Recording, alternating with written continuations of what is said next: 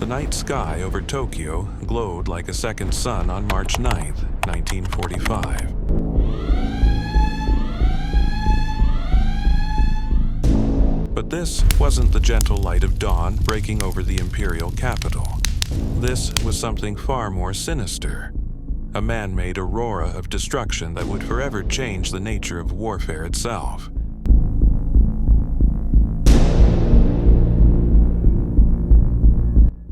At 11:34 p.m., the first streams of liquid fire began falling from the darkness above. Napalm clusters burst open like deadly flowers, each one spawning hundreds of smaller incendiary bomblets that scattered across the wooden neighborhoods below. Within minutes, what had been quiet residential streets transformed into corridors of flame that reached temperatures hot enough to melt copper. The people of Tokyo had experienced air raids before, but nothing like this. This wasn't the surgical precision of daylight bombing runs targeting military installations. This was something altogether more primitive and terrifying. A deliberate attempt to turn an entire city into a furnace. Families who had been sleeping peacefully in their homes suddenly found themselves trapped in a labyrinth of fire. The flames moved faster than people could run, fed by fierce winds that turned the inferno into a living, breathing monster. Children were separated from parents in the smoke and chaos. Elderly grandparents collapsed in the streets, overcome by the superheated air that seared their lungs with every breath. The Sumida River, which had always been Tokyo's lifeline, became a death trap as thousands of people jumped into its waters, seeking relief from the flames. But even the river couldn't provide escape. The water itself began to boil as burning debris rained down from above. Bodies floated downstream, some still alive, others already claimed by the inferno that had consumed their city. In a single night, more people would die in Tokyo than in any bombing raid in human history. The wooden structures that had housed generations of Japanese families became kindling for a fire so intense that it created its own weather patterns. Tornadoes of flame spiraled through the streets, sucking the oxygen from the air and leaving behind only ash and the acrid smell of burned flesh. This was America's introduction of a new kind of warfare, one that deliberately targeted not just military assets, but the very heart of civilian life itself. The firebombing campaigns that began that terrible night would ultimately destroy more Japanese cities than the atomic bombs that followed, yet they remain largely forgotten in the shadow of Hiroshima and Nagasaki. But before those nuclear flashes illuminated the dawn of the atomic age, it was fire, primitive, elemental, unstoppable fire, that brought Japan to its knees.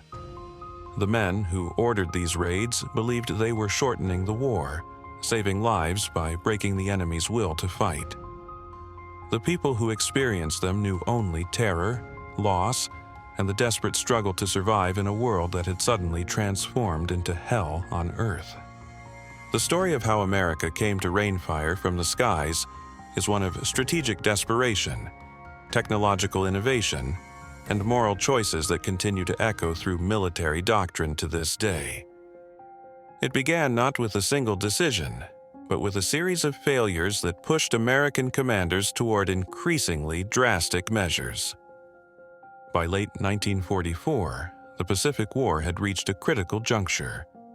American forces had fought their way across thousands of miles of ocean, island by island, paying in blood for every atoll and beachhead. The Japanese Empire was clearly losing the war, but its forces showed no signs of surrendering. If anything, resistance was growing more fanatical as the fighting drew closer to the Japanese homeland.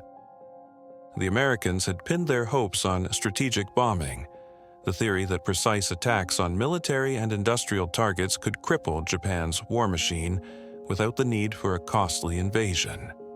B-29. Superfortresses, the most advanced bombers in the world, had been conducting high-altitude daylight raids against Japanese factories and military installations for months. But the results were disappointing, almost catastrophically so. Japan's aircraft industry continued producing fighters. Its shipyards kept launching warships. The precision bombing doctrine that had worked in Europe seemed ineffective against an enemy that had learned to disperse its industrial capacity and hide its most critical facilities. Weather compounded the problem. Japan's climate created cloud cover that made accurate bombing nearly impossible. The jet stream at high altitudes, unknown to meteorologists at the time, played havoc with bomb trajectories. Missions that should have destroyed key targets instead scattered their ordnance across empty countryside. American bomber crews were dying in increasing numbers, shot down by improved Japanese defenses or lost to mechanical failures on the grueling flights from bases in the Mariana Islands. Each mission cost millions of dollars and dozens of highly trained airmen, with little to show for the investment except growing casualty lists and mounting frustration in Washington. Into this crisis stepped a man whose name would become synonymous with the most ruthless application of air power in military history. General Curtis LeMay was known throughout the Army Air Forces as a commander who got results, regardless of the cost. His philosophy was brutally simple: identify what the enemy values most, then destroy it completely. LeMay looked at the intelligence reports from Japan and saw what his predecessors had missed. The real strength of the Japanese war effort wasn't in its factories or military bases. It was in the millions of civilians who worked in small workshops and cottage industries scattered throughout residential neighborhoods. These people, working in their homes and small shops, produced the components that kept Japan's military machine functioning. More importantly, they were vulnerable. Japanese cities were tinderboxes waiting for a spark. Centuries of tradition had created urban landscapes dominated by wooden structures, paper walls, and narrow streets that would channel flames like blast furnaces. A single incendiary bomb could start fires that would consume entire neighborhoods. LeMay's staff began calculating the psychological impact of mass civilian casualties. Intelligence reports suggested that Japanese morale, despite government propaganda, was already fragile. The sight of their cities burning might finally convince the Japanese population that continuing the war was futile. The moral implications of deliberately targeting civilians troubled some American commanders, but LeMay dismissed such concerns with characteristic bluntness. "I suppose if I had lost the war, I would have been tried as a war criminal," he would later reflect. Fortunately, we were on the winning side. The decision to shift from precision bombing to area incendiary attacks represented a fundamental change in American military doctrine. It marked the moment when the United States chose to embrace total war, the deliberate targeting of an enemy's entire society rather than just its military forces. The weapon that would carry out this new strategy was already being prepared in factories across America, though few understood its true purpose at the time. The development of effective incendiary weapons had been one of America's most closely guarded wartime secrets. Teams of chemists and engineers worked in laboratories from Massachusetts to California, perfecting formulas that would create the most destructive fires possible. The breakthrough came with the development of napalm, a jellied gasoline that would stick to whatever it touched and burn with intense, persistent heat. Unlike conventional explosives that created momentary destruction, napalm created fires that would continue burning for hours, spreading from building to building with unstoppable momentum.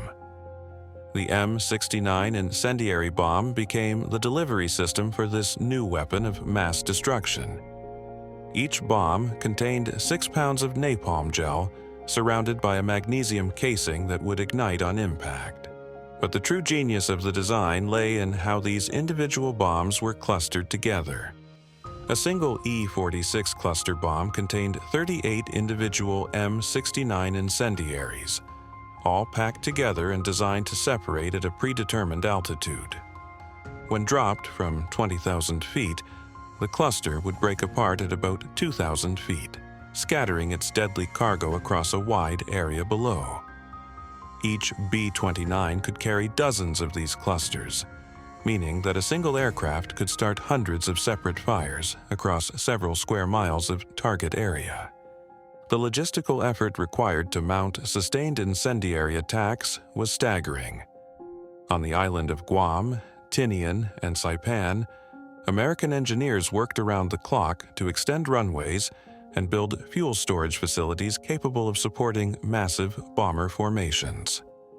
Each B-29 required thousands of gallons of aviation fuel for the round trip to Japan, and the incendiary bombs themselves had to be shipped across thousands of miles of Pacific Ocean. Maintenance crews worked in brutal tropical heat to keep the bombers operational. The B-29 was the most complex aircraft ever built, with systems that regularly broke down under the stress of long-range combat missions. Every night, mechanics crawled through the bomber's massive frames, replacing engines, repairing electrical systems, and loading the incendiary clusters that would soon rain down on Japanese cities. The aircrews themselves underwent intensive training in low-altitude night flying techniques. The new tactics LeMay planned required abandoning the high-altitude daylight approaches that had characterized previous missions. Instead, the bombers would approach their targets at night, flying at altitudes low enough to improve bombing accuracy, but high enough to avoid most ground-based defenses. Weather reconnaissance became critical. Meteorologists studied wind patterns over Japan, looking for conditions that would maximize the spread of incendiary fires. They needed nights with steady winds strong enough to fan flames, but not so strong as to blow out the initial fires before they could take hold. Intelligence officers worked with Japanese Americans to identify the most vulnerable neighborhoods in target cities.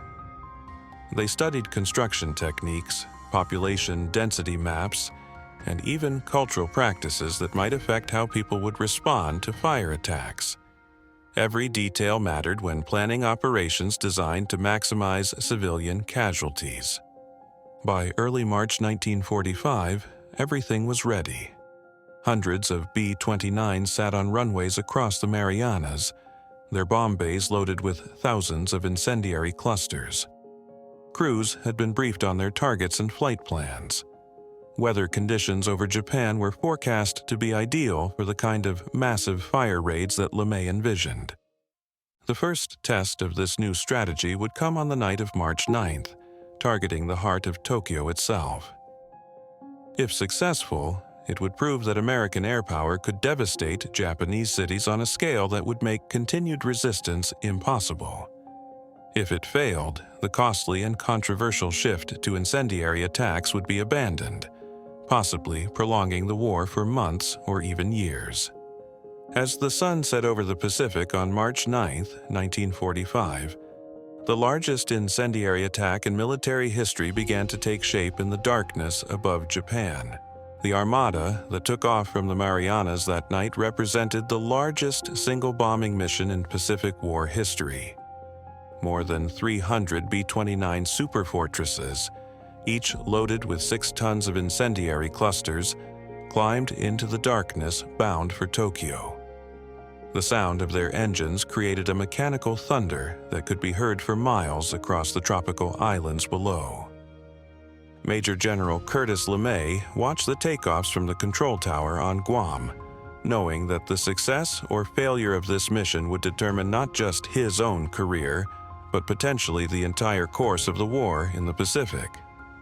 Intelligence estimates suggested that Tokyo contained nearly 4 million people, most living in wooden structures that would burn like matchsticks once the fires began.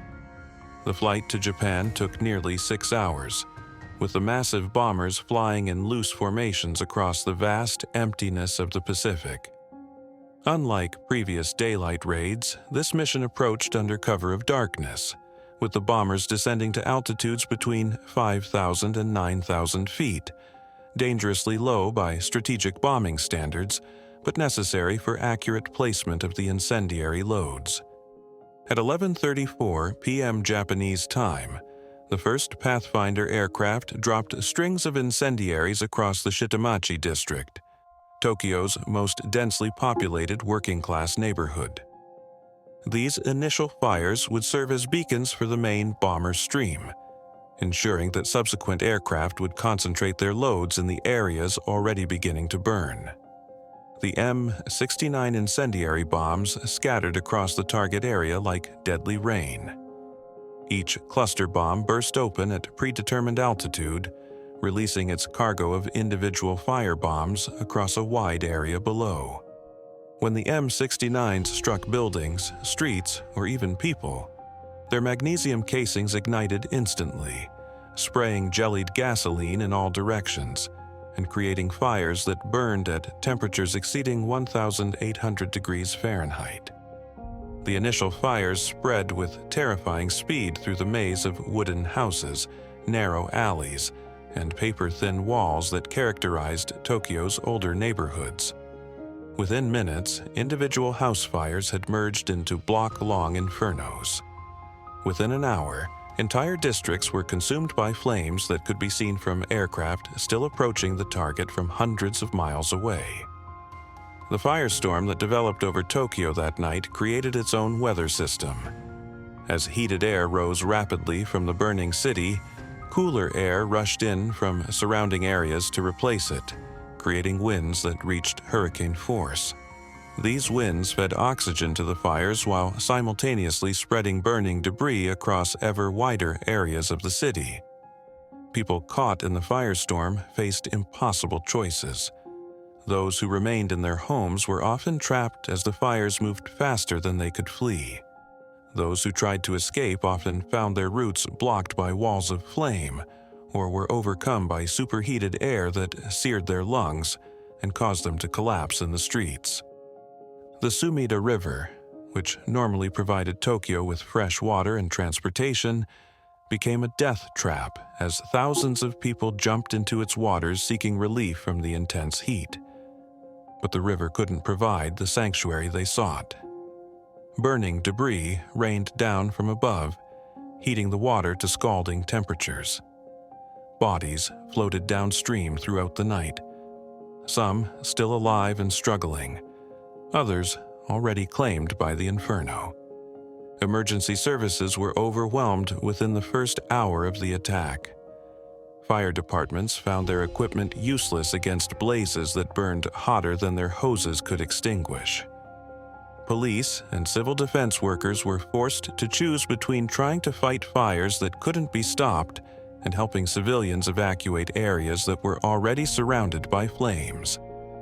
Communications broke down as telephone lines burned and radio equipment was destroyed. Families were separated in the chaos and smoke, with parents searching desperately for children who had been swept away by panicking crowds. The elderly and infirm, unable to move quickly enough to escape the advancing fires, often died where they fell. Bomb shelters that had provided safety during previous air raids became death traps during the incendiary attack. The intense heat above ground created conditions similar to blast furnaces, literally cooking people who had sought refuge underground. Many who survived the initial bombing died of suffocation as the fires consumed all available oxygen in the area. By dawn on March 10th, nearly 16 square miles of Tokyo had been reduced to ash and rubble. An estimated 100,000 people had died in a single night, more than would perish in either of the atomic bombings that followed. Another 1 million people had been left homeless, their neighborhoods erased so completely that even the street patterns were difficult to recognize.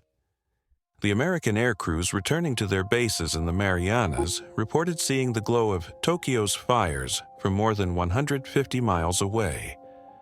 The smoke column rose to altitudes of over 20,000 feet, visible to pilots approaching the target hours after the last bombs had been dropped. Many crew members would later describe the sight as both awesome and terrible. a demonstration of their own technological superiority that came at a cost in human suffering that was difficult to comprehend. The success of the Tokyo raid, measured purely in terms of destruction achieved, exceeded even LeMay's optimistic projections.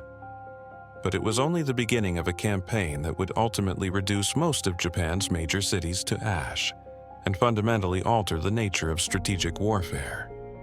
The news of Tokyo's destruction sent shockwaves through both Japan and the United States, though for very different reasons. In Japan, the scale of the devastation challenged the government's ability to maintain public morale and its claims that the homeland could be defended. In America, the success of the incendiary tactics opened the door to attacks on a scale that would have been unthinkable just months earlier. Within days of the Tokyo raid, American bombers were returning to Japanese skies with loads of incendiary clusters targeted at other major cities. Nagoya was struck on March 11th, followed by Osaka on March 13th. Each attack refined the techniques developed over Tokyo, with bomber crews becoming increasingly efficient at creating the wind and weather conditions necessary for maximum fire damage. The city of Nagoya, Japan's aircraft manufacturing center, had been a target of previous precision bombing raids with limited success. But when 285 B-29s dropped nearly 2,000 tons of incendiaries on the city's residential and industrial districts, the results were catastrophic. The fires consumed not just the aircraft factories that had been the original targets, but entire neighborhoods of workers' housing that surrounded the industrial areas. Osaka, Japan's second-largest city and a major port, experienced similar devastation when American bombers targeted its densely packed commercial and residential districts. The fires that began in the early morning hours of March 13th burned for days, destroying the centuries-old merchant quarters that had made Osaka one of Japan's most prosperous cities. Kobe followed on March 16th, its strategic port facilities and shipbuilding industry obliterated, along with vast areas of civilian housing. The fires in Kobe were so intense that they created their own storm systems, with witnesses reporting tornado-like columns of flame that moved through the city with devastating speed. Each successive raid demonstrated the terrible efficiency of incendiary warfare against Japanese urban areas. Cities that had withstood months of precision bombing were reduced to rubble in single nights. Industrial capacity that had been dispersed to avoid targeting was destroyed, along with the residential areas where workers lived.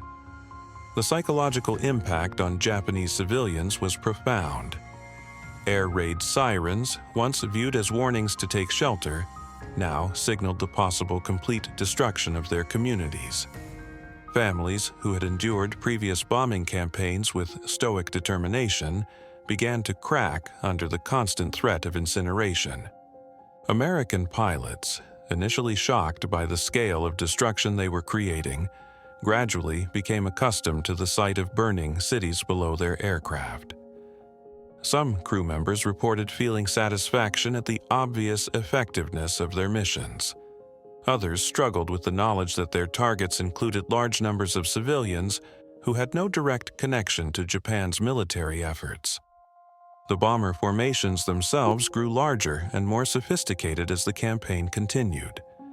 What had begun as experimental raids evolved into a systematic program of urban destruction that targeted every major Japanese city with a population over 100,000 people. Industrial capacity, military value, and strategic importance became secondary considerations. The primary goal was simply to demonstrate to the Japanese people that their government could no longer protect them. Weather patterns became critical factors in target selection.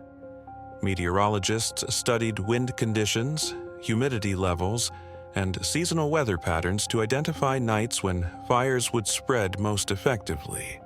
Cities were struck when conditions were optimal for creating firestorms, regardless of their immediate military significance.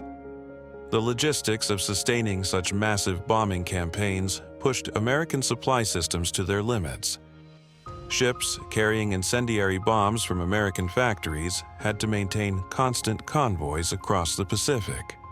Fuel requirements for the bomber formations exceeded the capacity of existing supply lines, forcing the construction of additional storage facilities and pipeline systems throughout the Mariana Islands. Ground crews worked around the clock to maintain the bomber fleets, with many aircraft requiring extensive repairs after each mission due to the stress of low-altitude flying through smoke and turbulence created by the fires below. The tropical climate of the Marianas created additional maintenance challenges, with heat and humidity causing constant problems with electrical systems and precision instruments.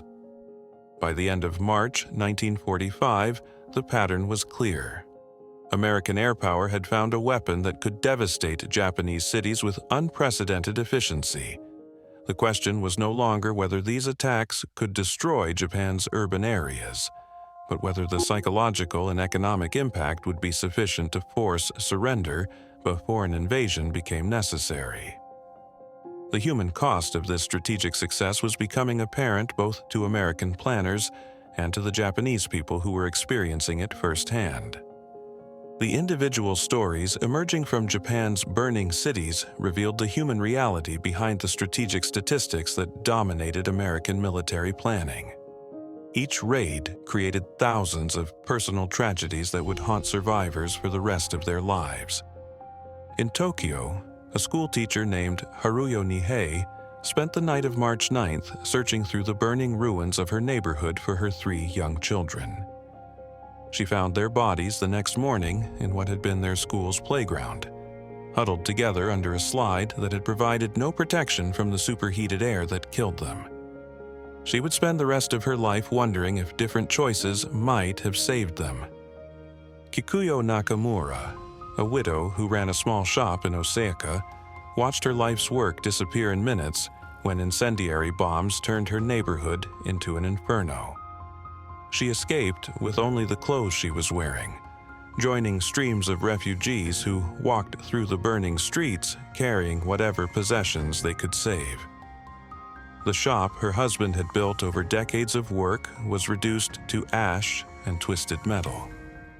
Children separated from their families during the chaos of the raids often became permanent orphans, with no way to locate relatives who might have survived in other parts of the city. Welfare officials struggled to cope with thousands of displaced youngsters whose parents had either died in the fires or been separated during the panicked evacuations. The elderly suffered disproportionately, often unable to move quickly enough to escape the advancing flames. In neighborhood after neighborhood, rescue workers found the bodies of grandparents who had been left behind when their families fled. Their final moments spent protecting family shrines or trying to save irreplaceable belongings. Medical facilities were overwhelmed by the scale and nature of the injuries caused by incendiary attacks. Burns covering large percentages of the body were common, often complicated by lung damage from inhaling superheated air. Traditional Japanese medicine had no treatments for injuries on this scale, and Western medical supplies were virtually non-existent due to the ongoing war. The cultural impact was equally devastating. Temples and shrines that had stood for centuries were reduced to ash in single nights. Libraries containing irreplaceable historical documents burned along with the neighborhoods that surrounded them. Art collections, family heirlooms, and cultural artifacts accumulated over generations disappeared in fires that recognized no distinction between military and cultural targets. Japanese authorities struggled to maintain public morale in the face of such overwhelming destruction. Censorship prevented newspapers from reporting the full extent of the damage, but word spread through refugee populations that carried first-hand accounts of the devastation. Government propaganda claiming that Japan's defenses were holding became increasingly difficult to believe when entire cities were disappearing from the map. The emperor himself was reportedly shaken by intelligence reports describing the scale of destruction in Tokyo and other major cities. Court officials who had supported continued resistance began privately questioning whether Japan could survive many more attacks of similar magnitude. For American air crews, the psychological burden of creating such massive civilian casualties varied widely among individuals. Some bomber pilots and crew members reported feeling pride in their technical proficiency and the obvious effectiveness of their missions. Others struggled with nightmares and guilt over the human cost of their success. Chaplains attached to bomber units noted increasing numbers of crew members seeking counseling about the moral implications of their missions. Some airmen requested transfers to other duties, unable to continue participating in attacks that they viewed as fundamentally different from the military targets they had trained to strike. Intelligence reports reaching American commanders painted a picture of Japanese civilian morale that was rapidly deteriorating under the pressure of sustained incendiary attacks. Factory workers were abandoning their jobs to search for missing family members or to care for burn victims. Agricultural production was disrupted as rural areas received floods of refugees from bombed cities. Transportation systems, already strained by wartime shortages, began breaking down completely as repeated attacks destroyed rail lines, bridges, and port facilities. Food distribution became increasingly difficult, with urban populations facing the prospect of starvation in addition to continued bombing. The Japanese military, recognizing that conventional defenses were ineffective against mass incendiary attacks, began planning for desperate measures, including the use of civilian volunteers in kamikaze attacks against American bomber formations. Training programs were established to teach factory workers and students how to ram aircraft into American bombers using small civilian planes. But even these extreme measures offered little hope against the scale of destruction that American bombers were achieving. The mathematics of attrition were clearly in America's favor, with Japanese cities disappearing faster than they could be defended or rebuilt. The psychological warfare value of the incendiary campaigns was becoming apparent to American intelligence analysts. Each successful raid not only destroyed physical targets, but also demonstrated to the Japanese people that their government could not protect them from American air power.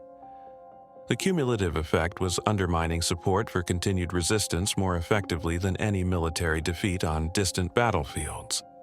The question facing American planners was whether to continue the systematic destruction of Japanese cities until surrender became inevitable, or whether to seek more dramatic methods of forcing a conclusion to the war.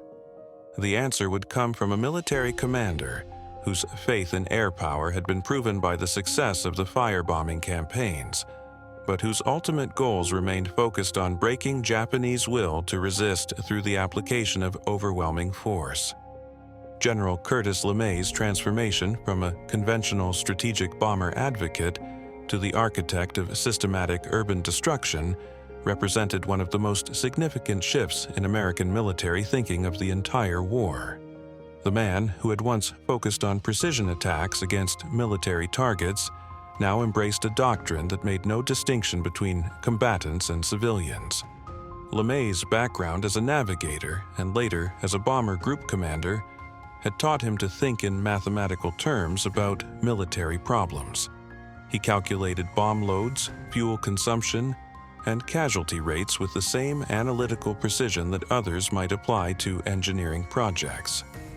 The human cost of his decisions was simply another variable in equations designed to achieve maximum military effectiveness. His assessment of Japanese psychology was brutally pragmatic. Intelligence reports suggested that Japanese culture placed enormous value on family, community, and ancestral traditions. By targeting these civilian values directly, LeMay believed he could break Japanese morale more effectively than any military defeat could achieve. The doctrine he developed was elegantly simple. Identify what the enemy values most, then destroy it systematically and completely. In Japan's case, what they valued most was their urban civilization, the cities, neighborhoods, and communities that had developed over centuries of cultural evolution. LeMay's staff calculated that destroying Japan's 67 largest cities would eliminate the industrial capacity necessary to continue the war, while simultaneously demonstrating to the Japanese people that resistance was futile. The firebombing campaigns were designed to achieve both objectives simultaneously. The general's public statements about the moral implications of targeting civilians were characteristically blunt. "I suppose if I had lost the war, I would have been tried as a war criminal," he told interviewer years later. "Fortunately, we were on the winning side." This attitude reflected his belief that military effectiveness justified whatever methods were necessary to achieve victory. Behind the callous exterior, however, intelligence reports suggest that LeMay was deeply concerned about the human cost of his tactics. Staff officers reported that he often worked late into the night reviewing casualty estimates and damage assessments, studying the reports with an intensity that suggested personal struggle with the implications of his decisions. The success of the incendiary campaigns validated LeMay's theories about strategic bombing, but at a scale that exceeded even his projections. By May 1945, American bombers had destroyed over 180 square miles of Japanese urban area, more than the combined area of Manhattan, Brooklyn, and the Bronx.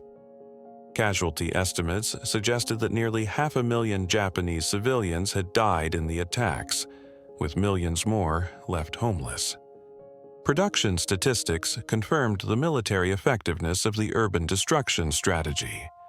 Japanese aircraft production dropped by more than 60% between March and July 1945, not because factories had been directly targeted, but because the workers who operated them had been killed, injured, or displaced by the residential area attacks.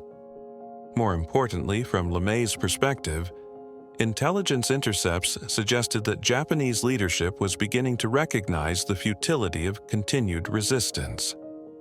Diplomatic communications indicated growing interest in negotiated surrender terms, particularly among civilian officials who had witnessed the destruction firsthand.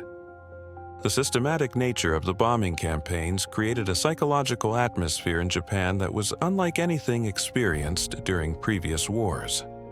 Unlike the random destruction of natural disasters, the firebombing attacks demonstrated deliberate human intention to destroy Japanese civilization itself. This recognition of planned destruction by an enemy capable of carrying it out indefinitely proved more demoralizing than military defeats that could be rationalized as temporary setbacks. LeMay's doctrine evolved throughout the spring of 1945 from experimental raids designed to test incendiary effectiveness to a systematic program intended to eliminate Japan's capacity for organized resistance. Target selection became increasingly scientific, with intelligence analysts identifying cities based on population density, construction materials, weather patterns, and psychological value rather than traditional military significance. The general's influence extended beyond immediate tactical decisions to broader questions of American military doctrine. His success with incendiary attacks contributed to post-war theories about air power that would influence military planning for decades. The idea that civilian morale could be targeted directly through strategic bombing became a cornerstone of Cold War nuclear strategy. Critics within the American military establishment, including some senior Air Force officers, privately questioned whether LeMay's methods represented sound military doctrine or simply technological terrorism applied on an unprecedented scale. These concerns were largely suppressed during wartime, but would resurface in post-war analyses of strategic bombing effectiveness. International observers, particularly neutral countries that maintained diplomatic relations with both sides, began documenting the scale of destruction in Japanese cities for potential war crimes investigations. However, the legal framework for evaluating strategic bombing campaigns remained undeveloped, and victorious powers historically have not been held accountable for their wartime methods. LeMay himself seemed aware that his tactics pushed the boundaries of acceptable military conduct, but justified them based on utilitarian calculations about shortening the war and reducing total casualties. His frequent references to being tried as a war criminal if he had lost suggested recognition that his methods might not survive moral scrutiny from defeated adversaries. The culmination of LeMay's firebombing strategy came in late spring 1945, when American intelligence identified the remaining untouched Japanese cities and planned to destroy them in systematic succession. The campaign had achieved such efficiency that planners were running out of targets worth attacking with incendiary weapons. By July 1945, the question was no longer whether American air power could destroy Japanese cities, but whether continued destruction was necessary to achieve surrender. The answer would come through an even more dramatic demonstration of American technological capability, but one that built directly on the psychological foundation that LeMay's firebombing campaigns had already established. The legacy of those spring months in 1945 would extend far beyond the immediate military results, creating precedents for strategic warfare that would influence military doctrine well into the nuclear age. The long-term consequences of America's firebombing campaigns extended far beyond the immediate strategic objectives that had motivated their inception. The systematic destruction of Japanese cities created cultural and psychological scars that would influence both nations for generations, while establishing precedents for strategic warfare that would echo through decades of Cold War military planning. For Japan, the physical reconstruction of destroyed cities proved far easier than healing the psychological trauma inflicted on survivors. The efficient urban planning that characterized post-war Japanese cities often reflected the complete obliteration of traditional neighborhoods, forcing communities to rebuild not just structures but entire social networks that had developed over centuries. Survivor testimony collected decades after the war revealed the persistent impact of the firebombing experience on Japanese psychology. Many described a fundamental change in their relationship with authority, the recognition that their government could not protect them from external threats undermined traditional concepts of loyalty and duty that had defined Japanese culture for generations.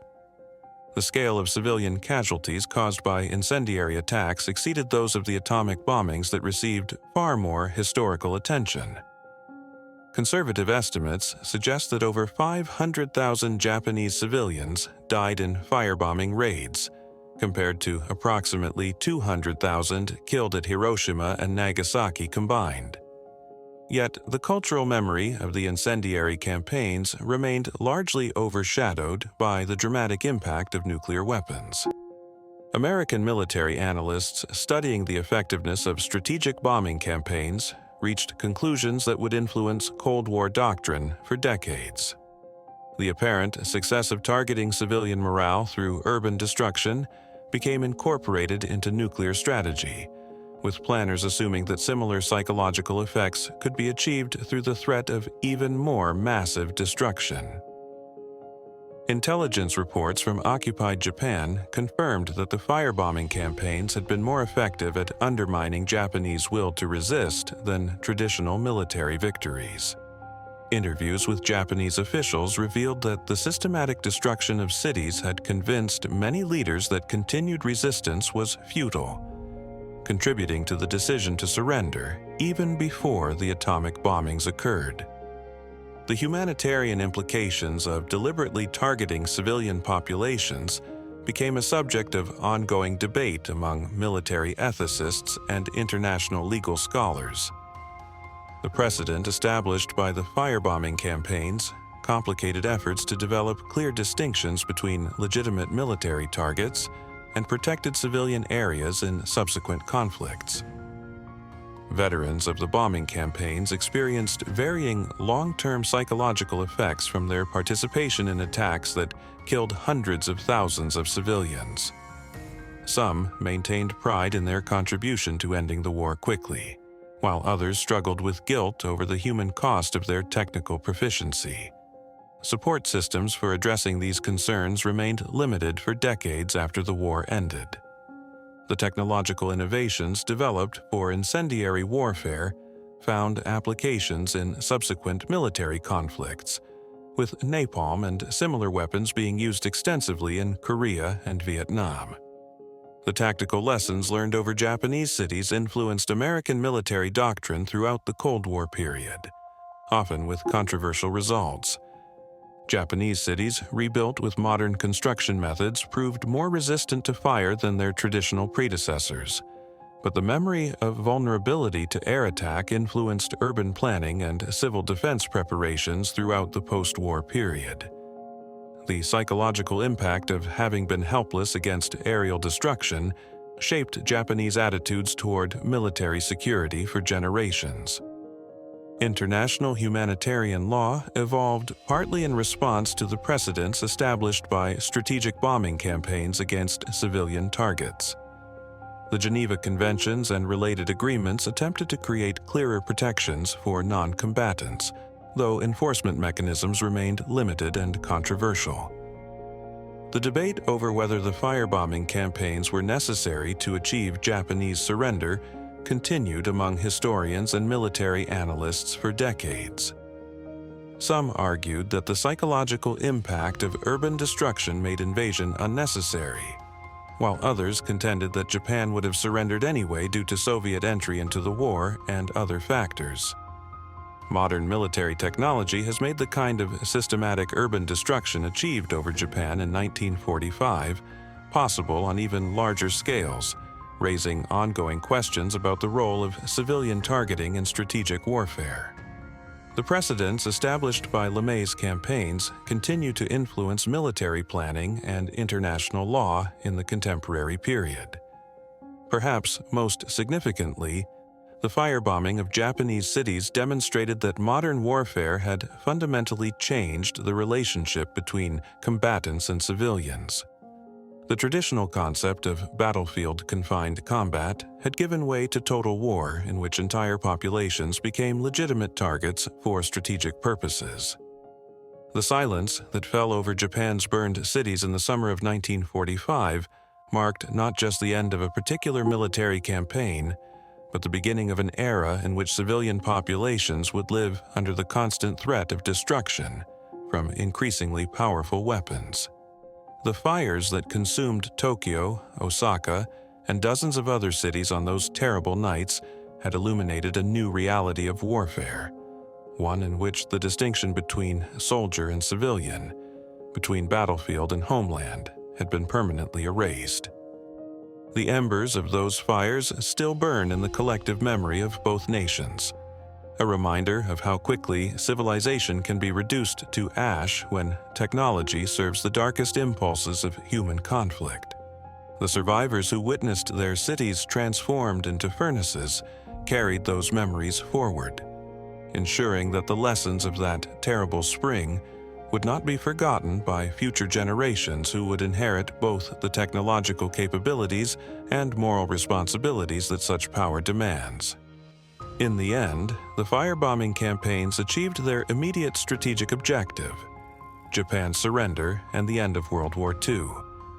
But they also introduced questions about the nature of warfare itself that remain unresolved in an age when even greater destructive capabilities rest in the hands of nations around the world.